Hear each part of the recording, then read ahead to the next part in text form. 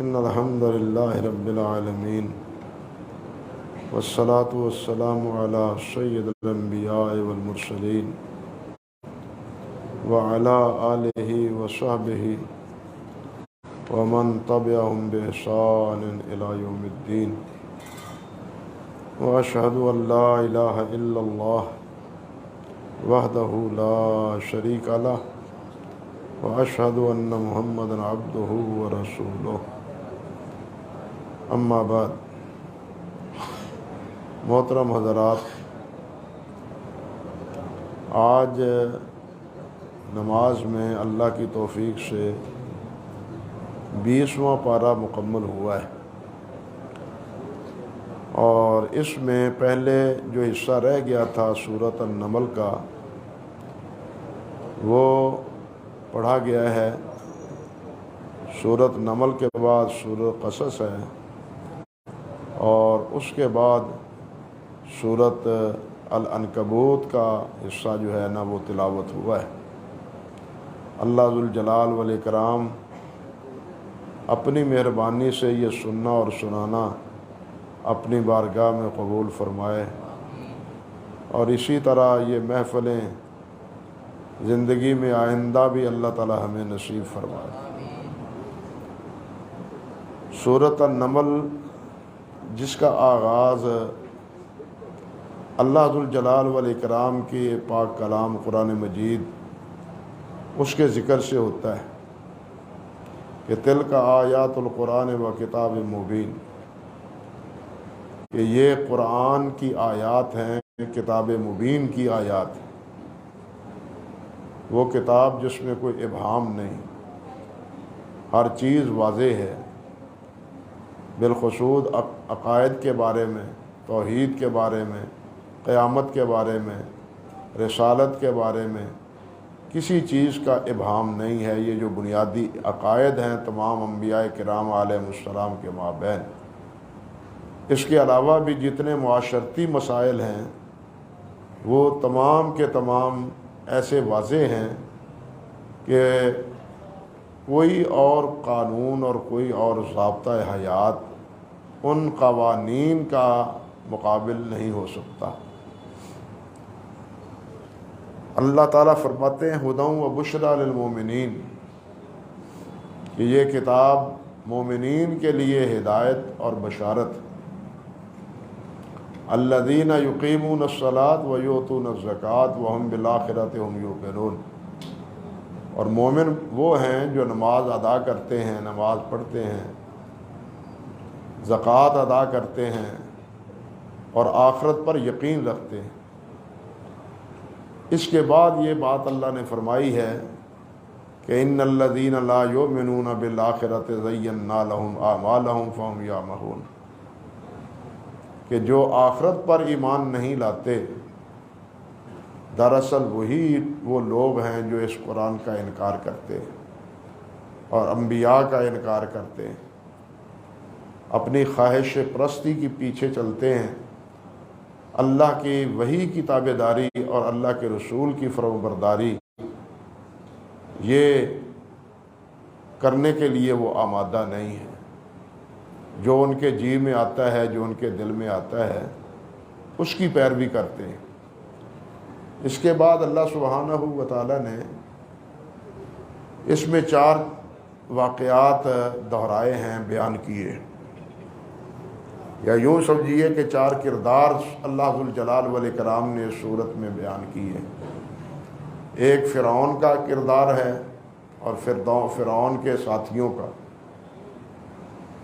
ایک کردار ملکہ سبا کا ہے،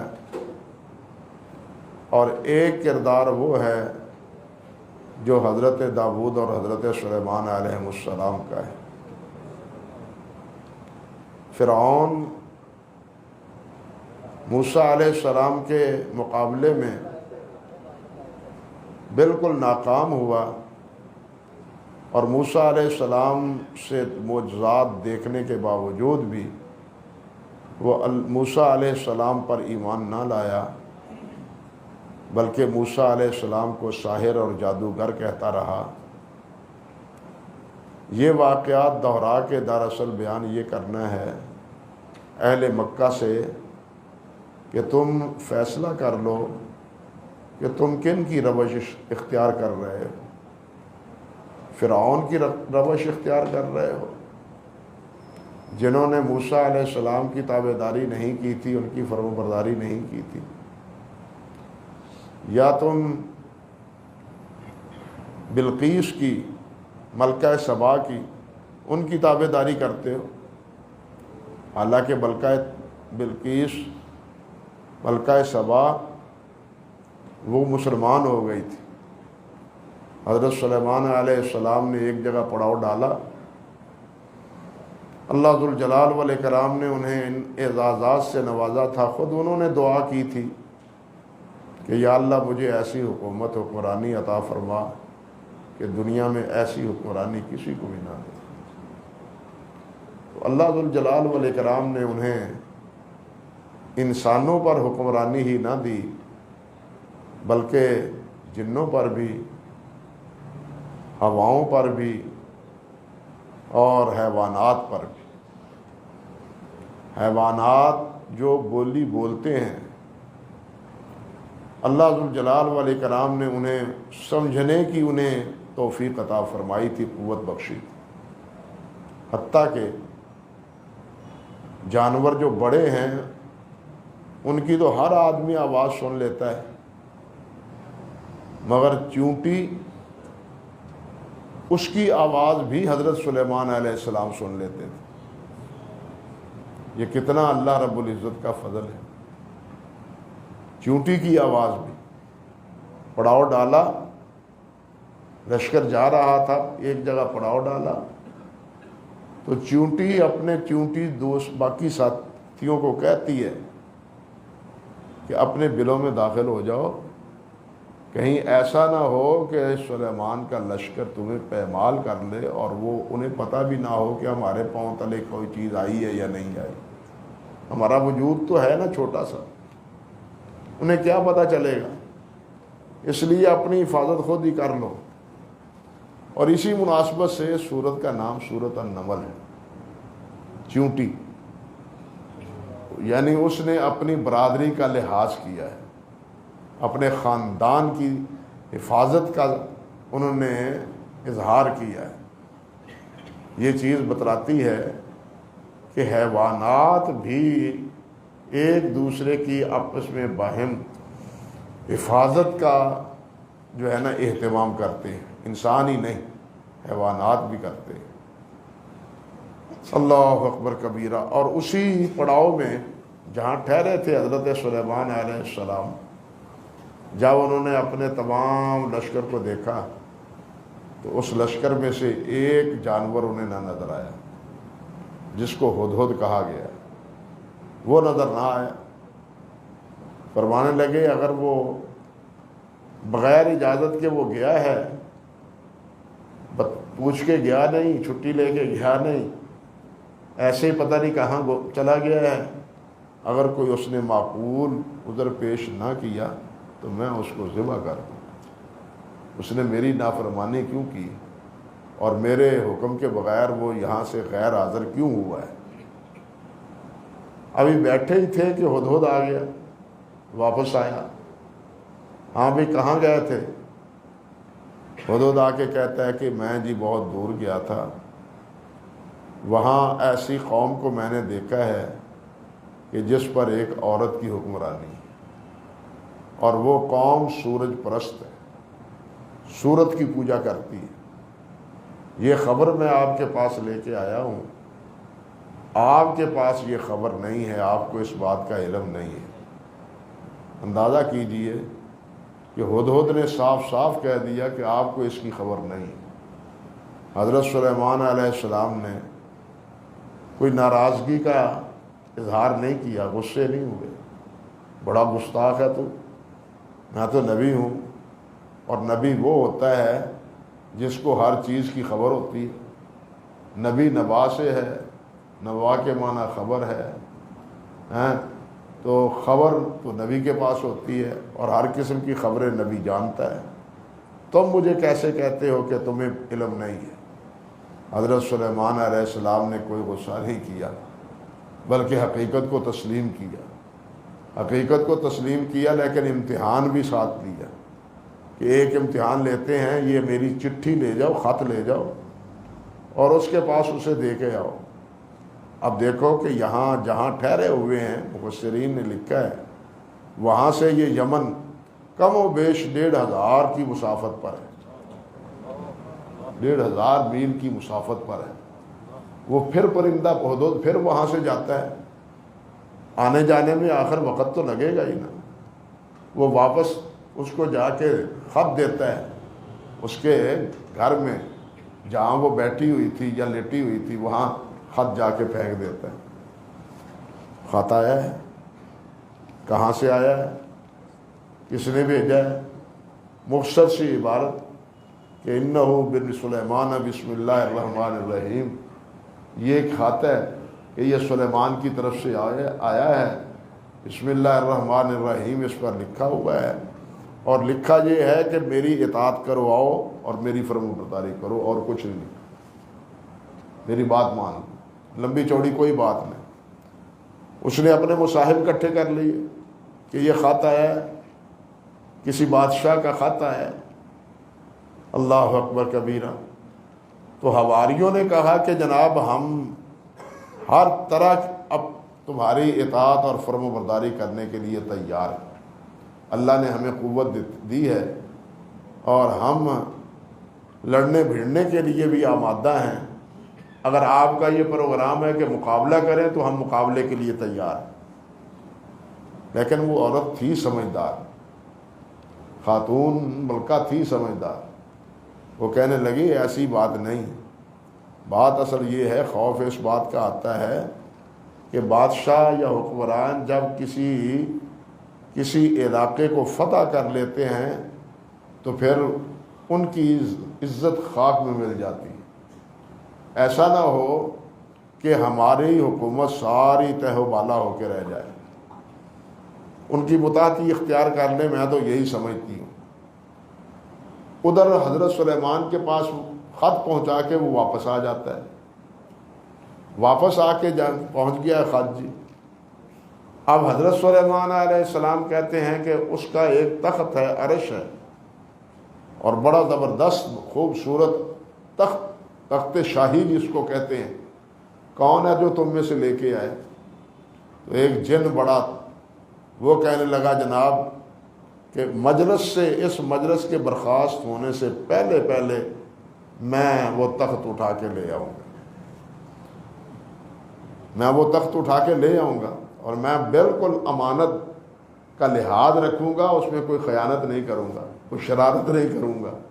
جن تھا نا، اس لیے اس نے یقین دلایا کہ میں کوئی شرارت نہیں کروں گا، امانت کا پورا لحاظ رکھوں گا۔ مگر وہیں ایک اللہ کا بندہ بیٹھا تھا، وہ کہنے لگا حضرت صاحب نہیں، تخت اس کا منگوانا ہی ہے آپ نے، تو میں آپ کی آنکھ جھپکنے سے پہلے یہاں منگوا لیتا ہوں، آنکھ جھپکنے سے پہلے لے آتا ہوں۔ بعض علماء نے یہاں کہا ہے کہ اس سے مراد ان کا کوئی ساتھی تھا، صحابی تھا حضرت سلیمان علیہ السلام کا۔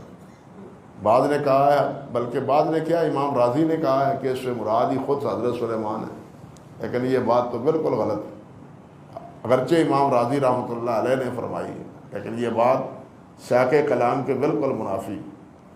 وہ تھا بندہ مومن، اور ساتھ یہ بھی اللہ نے فرمایا کہ اس کے پاس عندہ علم من الکتاب، وہ کون سی کتاب ہے، وہ کون سا علم ہے، اس کے بارے میں نہ قرآن نے کوئی وضاحت کی ہے، نہ نبی علیہ السلام نے کوئی وضاحت فرمائی۔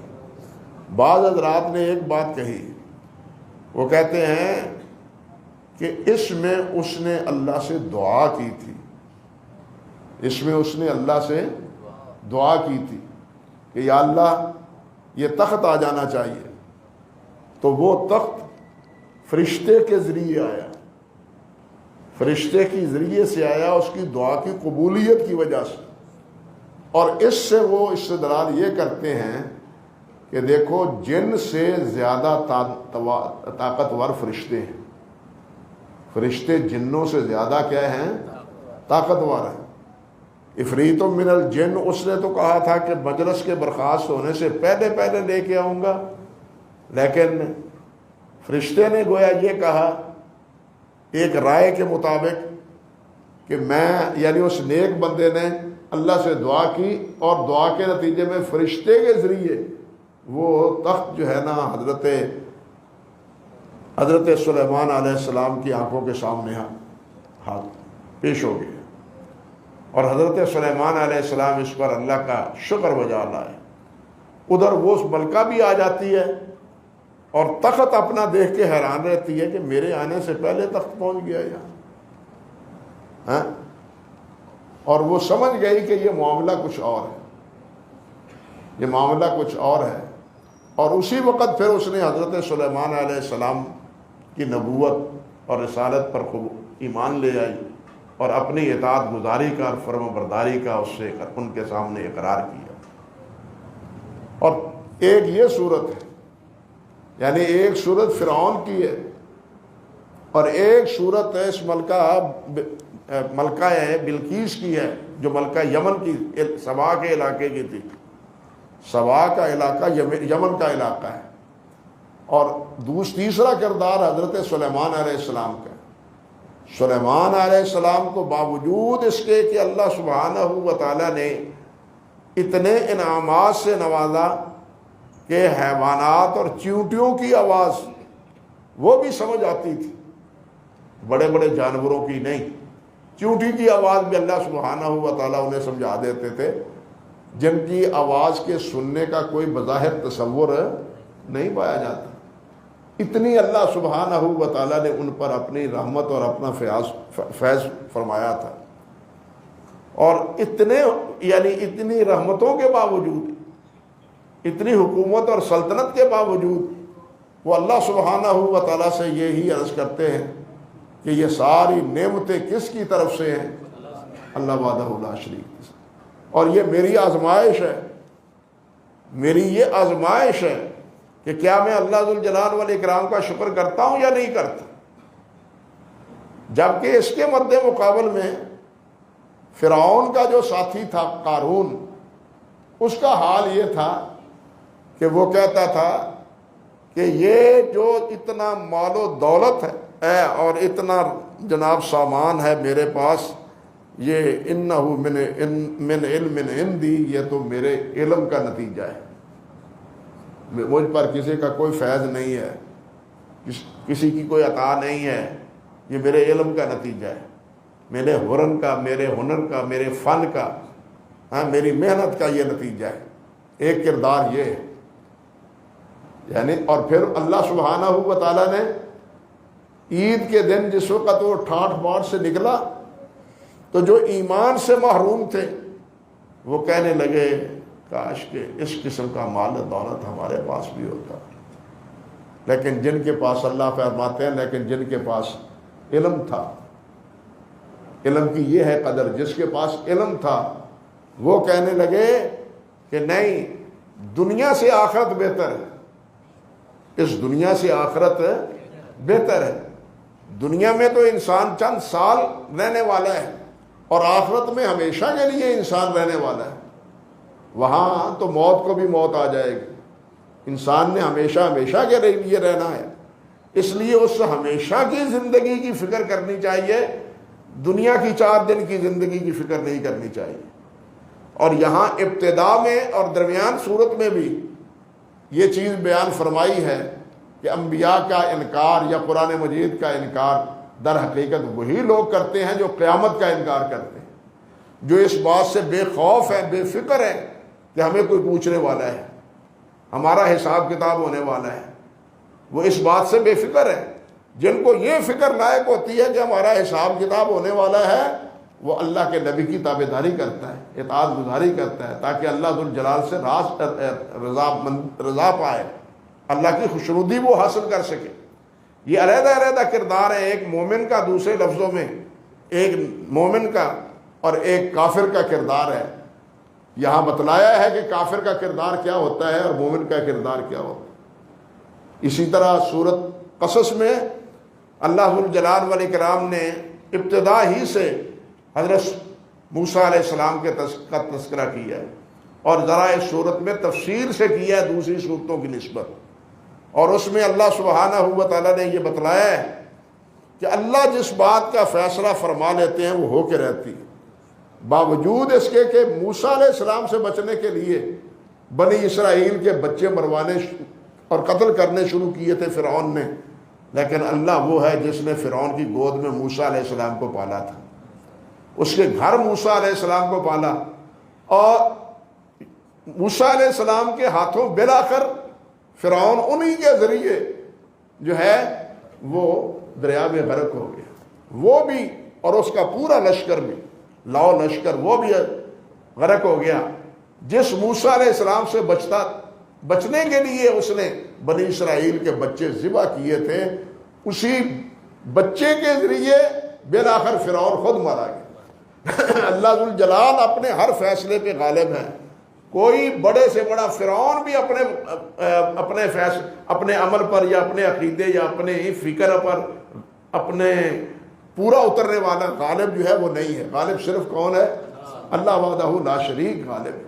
اور اسی صورت میں اپنے مشرکین کا یہ بار بار اعتراض نبی علیہ السلام پر، آپ کی نبوت پر، تو اللہ ذوالجلال نے یہ بات فرمائی ہے وَرَبُّكَ يَخْلُقُ مَا يَشَاءُ وَيَخْتَارُ، کہ تیرا رب جس کو چاہتا ہے پیدا کرتا ہے، اللہ جس کو چاہے جو چاہے پیدا کر دے، خالق وہ ہے، مخلوق جتنی بھی چاہے جس نوعیت کی چاہے اللہ سبحانہ و تعالیٰ پیدا کرنے پر قادر ہے، اور اس مخلوق میں سے جس کو چاہتا ہے ممتاز بنا دیتا ہے، پسند کر لیتا ہے۔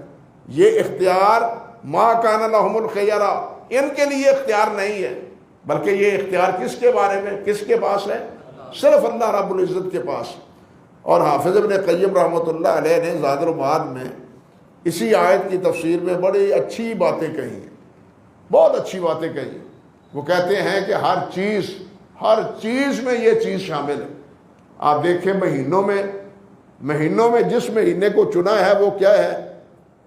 مہینے اللہ نے بنایا نا 12 مہینے، تو 12 مہینوں میں سب مہینوں میں جن کو چنا ہے، منتخب کیا ہے، سید الشہور جس کو کہا گیا ہے وہ کیا ہے؟ رمضان المبارک ہے۔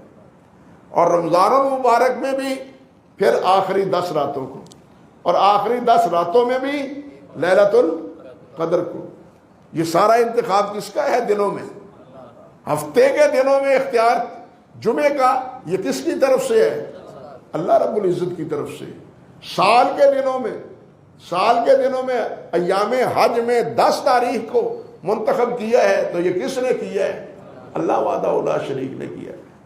تورات بھی اللہ کی کتاب ہے، زبور اور انجیل بھی اللہ کی کتاب ہے، لیکن حفاظت کا ذمہ کس کتاب کا لیا ہے؟ اللہ نے قرآن مجید کا لیا ہے۔ قرآن مجید کو جو فوقیت اور برتری اللہ نے دی ہے وہ کسی اور کتاب کو اللہ ذوالجلال والاکرام نے عطا نہیں فرمائی۔ یہی کیفیت جو ہے وہ انبیاء کرام علیہ السلام میں ہیں، سارے نبی، لیکن تمام انبیاء کرام علیہ السلام میں سے سردار نبی کون ہے؟ سب سے افضل اور سب سے برتر کون ہے؟ حضرت محمد رسول اللہ صلی اللہ علیہ وسلم۔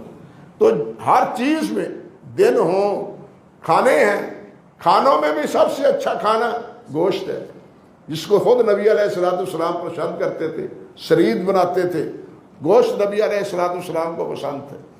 ایک دفعہ حدیث میں صحابی کہ ہاں نبی علیہ السلام تشریف لے گئے، اللہ اکبر کبیرہ، اور آپ کو شانے کا گوشت جو ہے نا وہ زیادہ پسند تھا۔ یہ شانہ ہوتا ہے نا، دستی جس کو کہتے ہیں، یہ گوشت آپ کو پسند تھا۔ نبی علیہ السلام نے فرمایا کہ دستی لاؤ، دستی کا گوشت انہوں نے پکایا اور دستی کا گوشت آپ کے پاس پیش کر دیا۔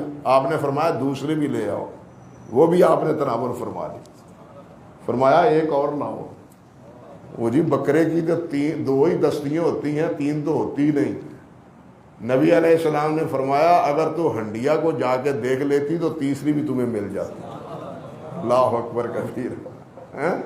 تو نبی علیہ السلام نے کو گوشت پسند تھا، اور گوشت بھی شانے کا، دستی کا وہ پسند تھا۔ کہنے کا مقصد یہ ہے کہ اللہ یخلق ما یشاء، یہ ہر چیز اللہ کی پیدا کی ہوئی ہے، لیکن اس میں یہ چیز افضل ہے، یہ اعلیٰ ہے، یہ برتر ہے، اس دن کی حیثیت یہ ہے، اس ہفتے کی یہ حیثیت ہے، اس رات کی یہ حیثیت ہے، یہ انتخاب کس کا ہے؟ اللہ وحدہ لا شریک، ہاں کسی اور کا نہیں۔ ہمارے ہاں تو یہ ایک رسم بد چلی ہوئی ہے، ہاں جس کا جی چاہتا ہے یہ شب معراج آ رہی ہے، شب شعبان آ رہی ہے، شب میلاد آ رہی ہے، بلکہ انتہائی افسوس کی بات یہ ہے کہ لیلۃ القدر میں لیلۃ المیلاد، سمجھے بات؟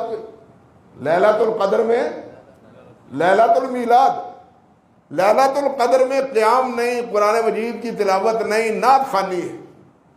اب نعت خوانی کو ہم نے بہت کچھ سمجھا ہے، نعت خوانی قرآن کا بدل تو نہیں ہے، بلکہ قرآن کا بدل کوئی ورد و وظیفہ نہیں ہے۔